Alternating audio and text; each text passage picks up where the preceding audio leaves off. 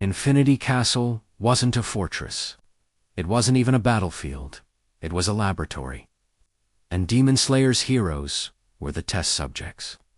Nakim's Infinity Castle exists completely outside of normal space and time. It's a maze of endless, shifting rooms, where gravity defies physics and doorways appear from absolutely nowhere. Muzan's plan was simple. Send every Hashira there for their execution. But here's the thing you might have missed.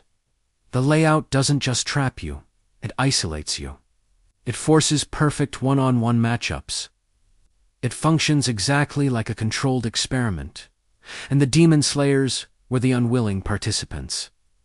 Think about it for a second. The story could have easily thrown Upper Moon 1, Kakashibo, against multiple Hashira at once.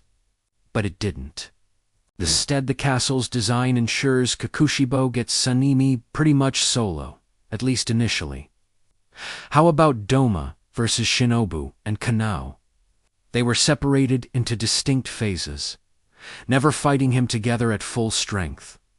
And what about Akaza, facing the successor to Rengoku? A perfect one-on-one rematch of ideals. This structure mirrors the final selection exam almost perfectly. Throw a bunch of humans into a deadly game, see who survives, and harvest the data from the results. The layout of the Infinity Castle isn't random.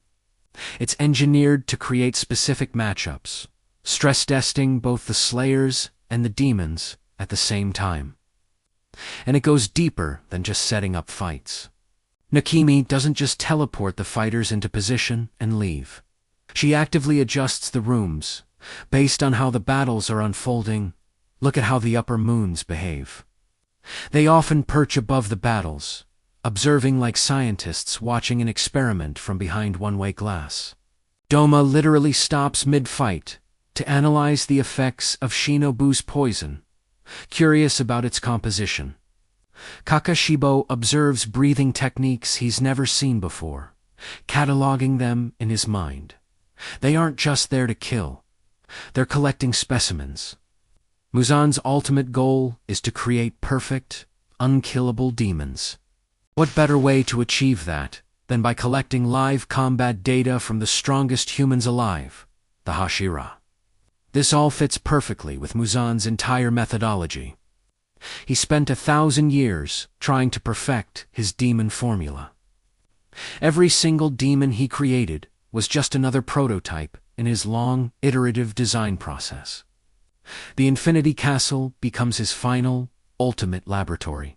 He pits his most successful creations, the upper moons, against the absolute peak of humanity, the Hashira, to see what breaks and, more importantly, what evolves. Why do you think he scattered Tanjiro's squad across the entire castle? It wasn't just chaos. It was about creating controlled variables. He needed to test Nezuko's unique immunity to the sun. He needed to test Gina's ability to consume demon flesh. Every single death, whether human or demon, feeds Muzan's research and gets him one step closer to his goal of perfection. So, when you look at it this way, the Infinity Castle wasn't Muzan's home base or his fortress. It was his particle collider. The Demon Slayers thought they were bravely infiltrating the enemy's headquarters for a final assault. But the horrifying truth is that they were walking directly into the final human tolerance trial. From Muzan's perspective, he wins if even one of his upper moons survives, with new data or an evolutionary upgrade. He only truly loses if every single one of his experiments fails simultaneously, which is exactly what happened. What do you think? Was the Infinity Castle built to perfect demons or to finally break humanity's spirit?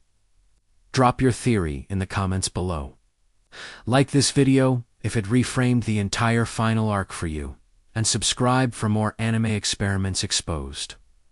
Thanks for watching.